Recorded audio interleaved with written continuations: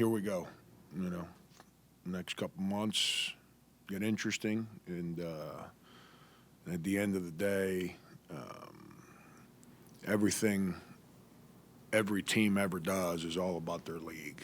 And when you have a league affiliation like we do with the SEC, you understand that the 18 games that face you are just hard, and there's not easy anywhere in our conference. And from the coaches to the players to the environments, there's just not easy left on the schedule.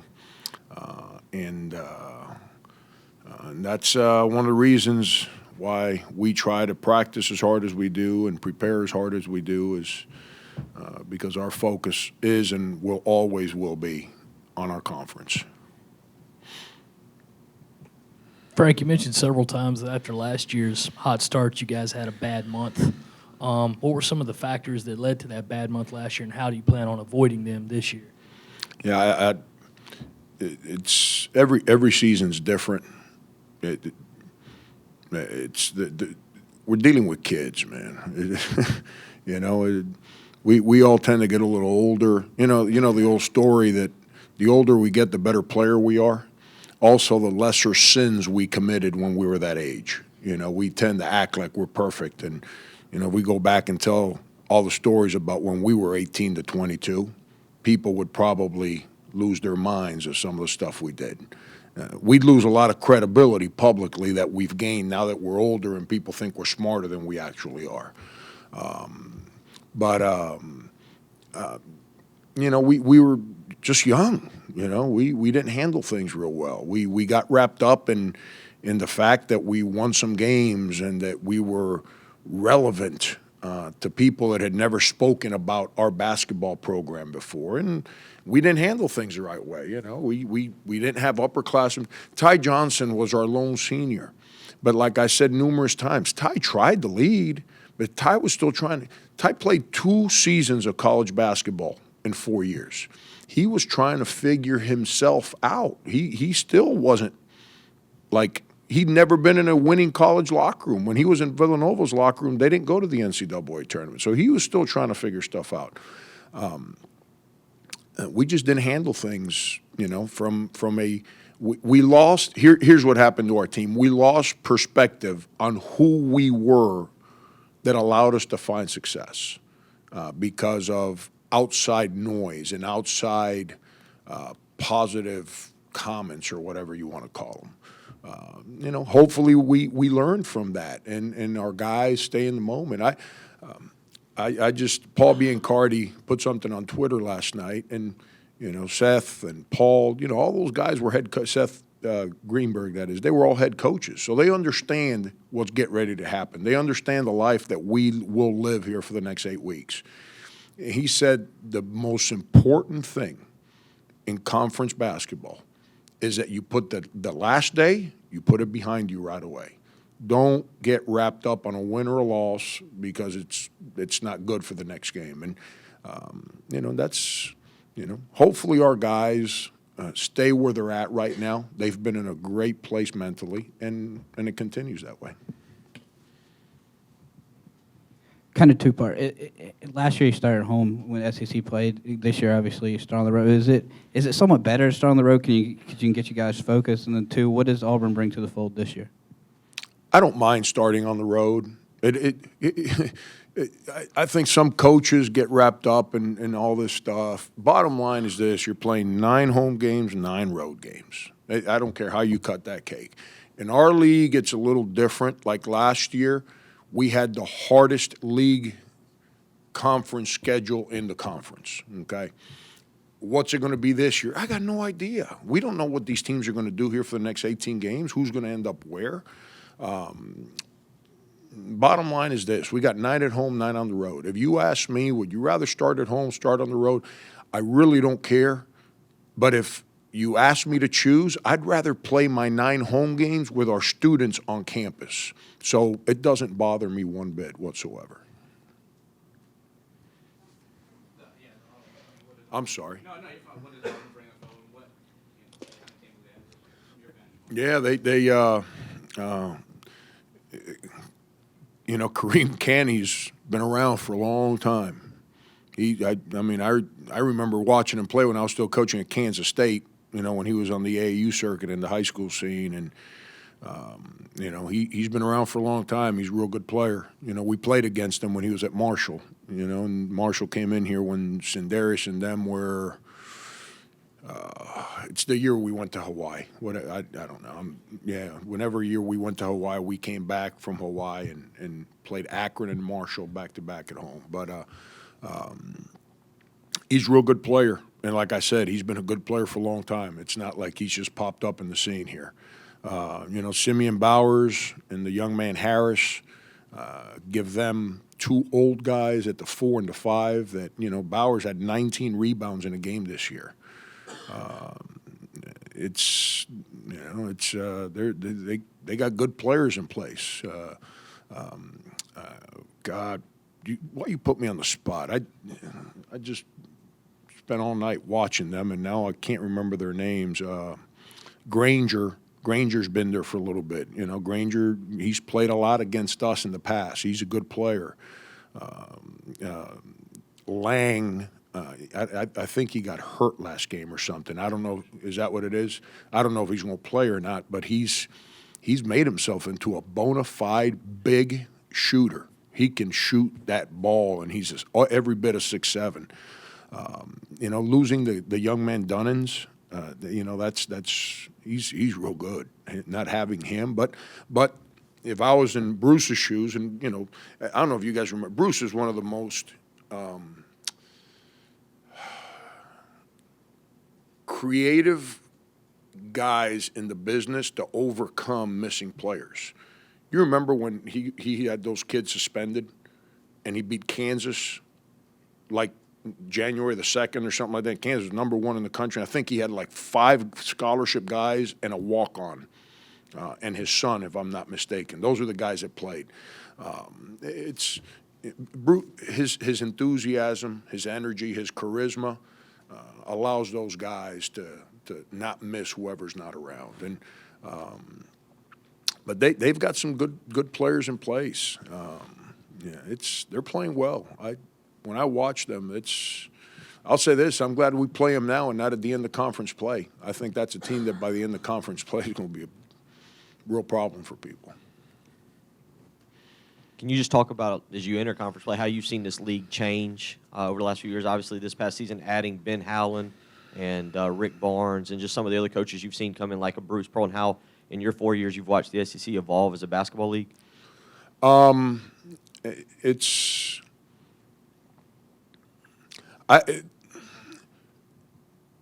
Everyone wants to speak about the new guys, and understandably so. They've all been unbelievably successful where they've been at.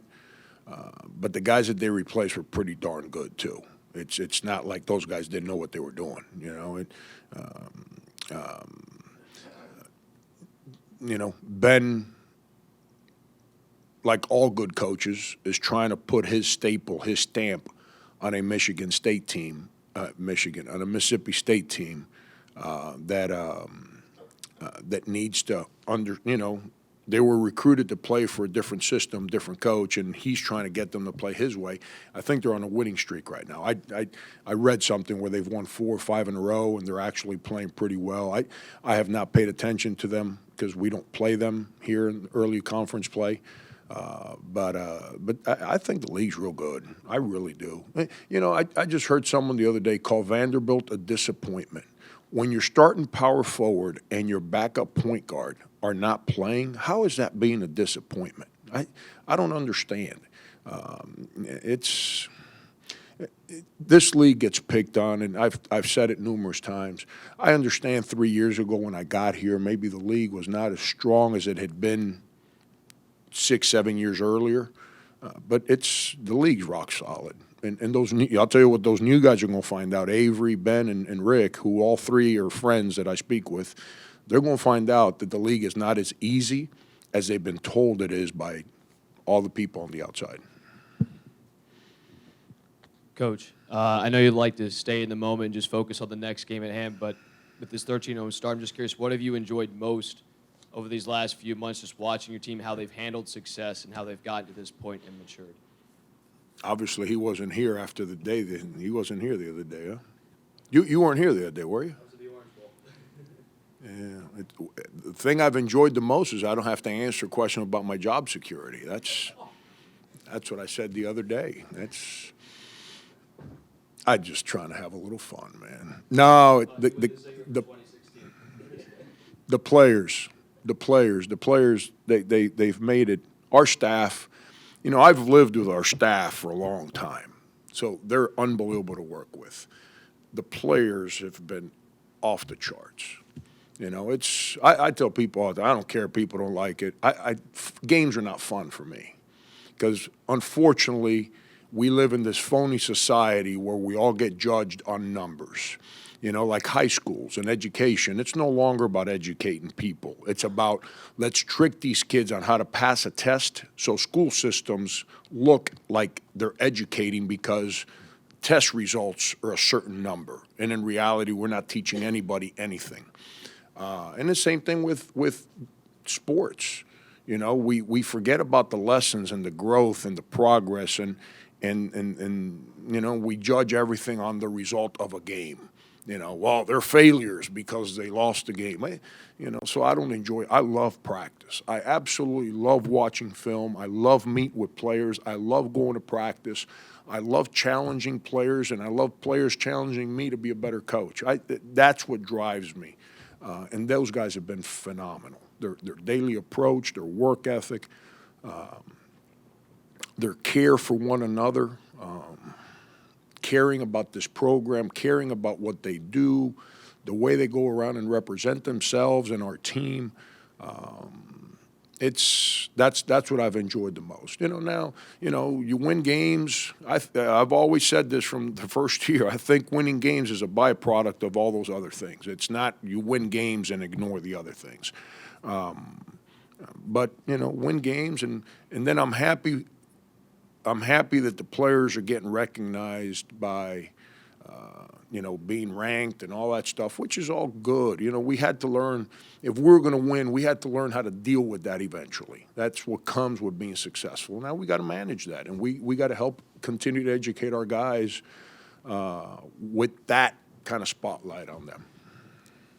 I've been waiting for you to show up. Franco, you mentioned trying to ignore all the outside noise, but, you know, top 25 and Lenardi's bracketology is out today. I mean, how easy is it to get a college kid to maybe not look at his phone, not look at Twitter, and really keep all that stuff out of mind? It's not easy. I got a 16-year-old at home, and I spend every night pretty much counseling him on the same things because kids that age think that all the nonsense they read on the internet is the truth. They think that the way that other people are allowed to live their life is the way that he should be allowed to live his life in my house. And it doesn't work that way, you know, but that's our jobs. If we don't want to be a parent, then you shouldn't be a parent. You don't want to deal with those things, you know, don't become a parent. You know, if I didn't want to manage those expectations, then I should have kept coaching high school basketball in Florida, and I shouldn't have come here. You know, I should have stayed at Kansas State where we already understood how to manage that stuff. It's all part of it. It's all part of it, and you know, and where we lose, I'm including myself in it. When we lose perspective on sometimes is that we're dealing with guys that are in that age group of 18 to 23. That's a difficult age because everyone's trying to figure out who they're going to be for the rest of their life. And yet you're asking them to figure out who we need to be right now. We, not him, we right now. So, you know, but that's what I love. I love going through that. It's frustrating times, just like it is raising my 16-year-old. It's frustrating. You know, but it is what it is. I signed up for the jobs, both of them. I've got to do them, and I can't get frustrated because I got a great responsibility. Kind of surrounded, and I asked Don this last night. I know you're only focused on your team, but as you're trying to build this up, how special is it to be a part of a city and two basketball programs that are 26-0 combined right now? It's neat. That's neat.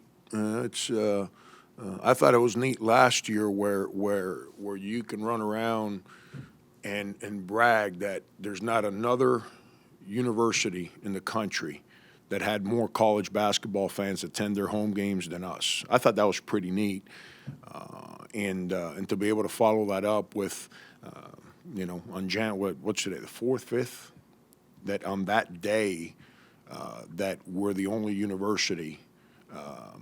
Are we the only one that both are undefeated? Yeah, and the only one that is an SEC record. And then with Don winning yesterday, someone told me that it's 26-0, his first time ever in the league. It's pretty neat, because a lot of people sat there and said, you can't do that at South Carolina. No one cares there. Basketball's awful. You can't recruit there. I promise you, Don heard the same things when she got here.